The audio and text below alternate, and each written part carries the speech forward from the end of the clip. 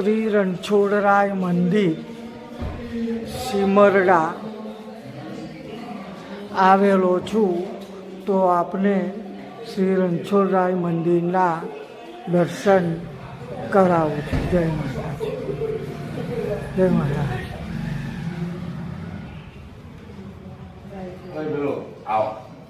હા,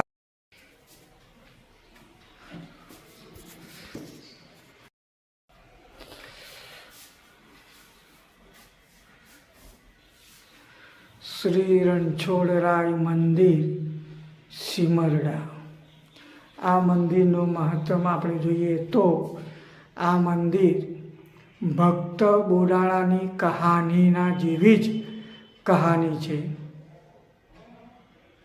તો આપણે સ્વમુખે પૂજારીજીના સ્વમુખે આપણે સાંભળીશું. બોલો.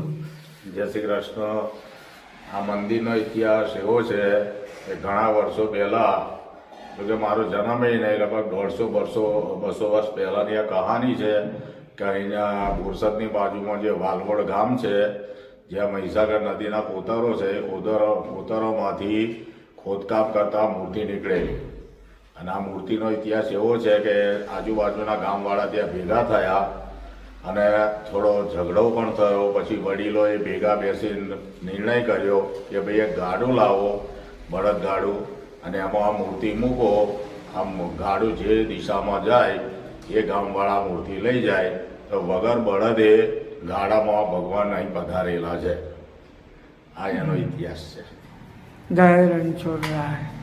આપણે પૂજારીજીના સ્વમુખે રણછોડરાય મંદિરના જે મૂર્તિની જે ઇતિહાસ છે આપણે સાંભળ્યો, ધન્યતા અનુભવી.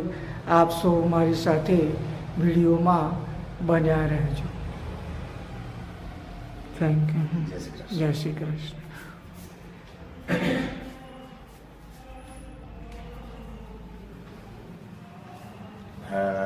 બાજુમાં જ્યાં પૂજા ચાલે છે માતાજીના મંદિરમાં, એ સંત વર્ષો પહેલા એના થઈ ગયેલા છે, 200 વર્ષ જૂના. અત્યારે ત્યાં પૂજા ચાલુ જ છે અત્યારે. હું ત્યાં જઈને આવ્યો, ત્યાંનો લીધો વિડીયો. એમણે જ મને કહ્યું. બરાબર. આજની તારીખમાં ભગવાન સાહેબ 3 દિવસમાં બદલે છે. આજની તારીખમાં રણછોડરાયની જે મૂર્તિ છે એ 3 સ્વરૂપ, સવાર, સાંજ અને બપોર ઓટોમેટિક બદલાય છે.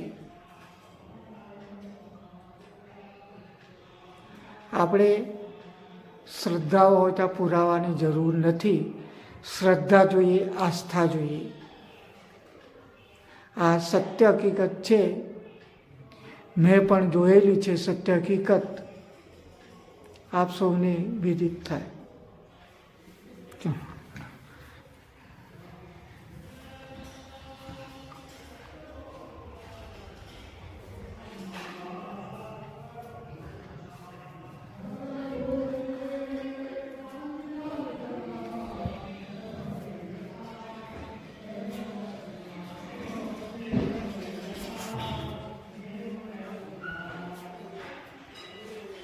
આપણે રણછોડજી મંદિર સિમરડાના દર્શન કર્યા. મિત્રો, આપણે મહત્તમ સ્વામી મંદિર સિમરડા, રણછોડજી મંદિર સિમરડાના દર્શનનો લાવો લીધો. હવે આપણે સિમરડા પ્રણામી ધર્મની મંદિર છે એની આપણે મુલાકાત લઈશું. તો આપ સૌ વિડીયોમાં બન્યા રહે. આ છે સિમરડા ગામ, પટેલવાસ.